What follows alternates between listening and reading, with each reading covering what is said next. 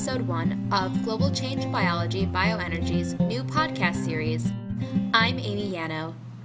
Global Change Biology Bioenergy is a bi-monthly journal that exists to promote the understanding of the interface between biological sciences and the production of fuels directly from plants, algae, and waste. The journal places special emphasis on how bioenergy systems help to mitigate global change. For more information, please visit our website at www.gcbbioenergy.org. Join us now while we discover exciting new findings about bioenergy through interviews with experts in the field. Today we are exploring the potential for agave as a bioenergy feedstock. We will be talking with bioenergy analyst Dr. Sarah Davis about her review article called The Global Potential for Agave as a Biofuel Feedstock, which can be found in Global Change Biology Bioenergy's special issue on agave, edited by Sarah Davis, Howard Griffiths, Joseph Holtom, and Alfonso Larque Saavedra. Hi, Sarah. Thank you so much for meeting with me today. Hi, Amy. Thanks for inviting me. Why does agave specifically have so much potential as a bioenergy feedstock?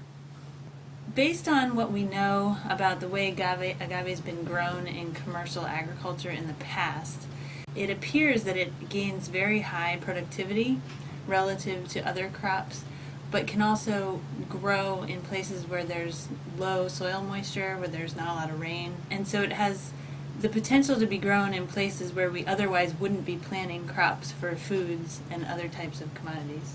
Could you please share the main idea of your article? Well, the article is basically a review about agave and the potential for agave to be a bioenergy feedstock, and really explores what opportunity exists from agave based on the kind of plant that it is, and also the potential land opportunities there are to grow it for bioenergy around the world. What is so unique about agave that allows it to be grown in arid regions and that makes it suitable for ethanol production? One of the things that allows agave to take advantage of environments where there is low water availability is the fact that it's a CAM plant, which is a physiological mechanism that allows plants to be very water use efficient. And that CAM physiology is important for several reasons, not only because it allows the plant to use very low amounts of water, but also because it's associated with high soluble sugars in the plant. And so sugars are easier to convert into ethanol. I'm curious, will existing tequila processing plants be able to also produce bioethanol, or will new facilities need to be built?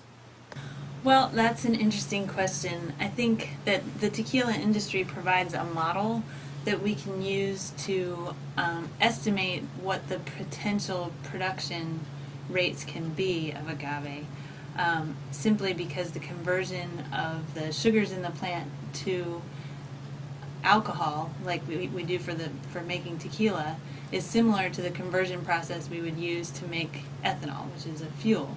And so part of the processing at the plant is the same, but you wouldn't require the same kind of distillation in the case of ethanol, because you're not making it to taste and drink, you're making it instead for fuel. So there are some differences in the way it's processed, but I think that that the tequila industry demonstrates the scale at which it can be produced. And the other thing about that is that I don't think that anyone is going to consider agave as something that will displace tequila production. Tequila is always going to be more valuable economically on a liter per liter basis, and so ethanol is not going to bring competitive income for people relative to tequila. And so, but in Mexico, for example, which is where tequila is produced, there's actually an overproduction of agave. So there are plants that are being grown that are not actually, that there's no market for. So the tequila industry has declined a little bit, and it hasn't quite kept pace with the production of plants on the ground. So there's a need to actually use that plant material for something else to maintain the economic situation for people who are growing agave. Interestingly enough, much of the land that is able to grow agave for bioenergy is located in arid and semi-arid climate zones that has been completely abandoned, is simply unused, or is severely degraded. What are the implications of being able to grow this crop, agave, without causing indirect land use change? Well, so I talked about how there's been overproduction of agave in some areas, particularly in Mexico. And in some cases, that overproduction has led to abandonment of that agricultural practice. So in parts of Mexico, for example, they have been growing agave not only for tequila, but also for fibers. There's a species called Agave fourcroides that's grown in the Yucatan Peninsula, and it's used for sisal fibers, which a lot of people would associate with the products you can buy in markets in the Yucatan Peninsula. You'll find like purses and coasters and baskets and things that are made out of the natural fibers.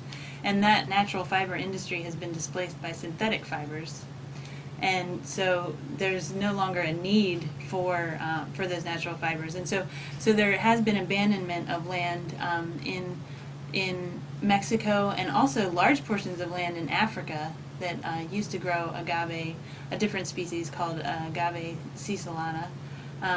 Used to be produced large scale in parts of Africa, and that practice has been completely abandoned, and simply because there's no market for it anymore. And so what that means is that if that's been abandoned recently, then that's an area of land that is unlikely to have succeeded into another state. Like the natural ecosystem hasn't yet become a ecosystem that people are able to value for wildlife habitat or for another kind of product that can be harvested from the system. And so it represents an area that if it were put back into production would result in very little indirect land use change, because it's not displacing any current practice. And at the same time, it has the potential to stimulate the economy in those kinds of places too, because it's just replacing the crop that used to be grown there and providing a new source of income.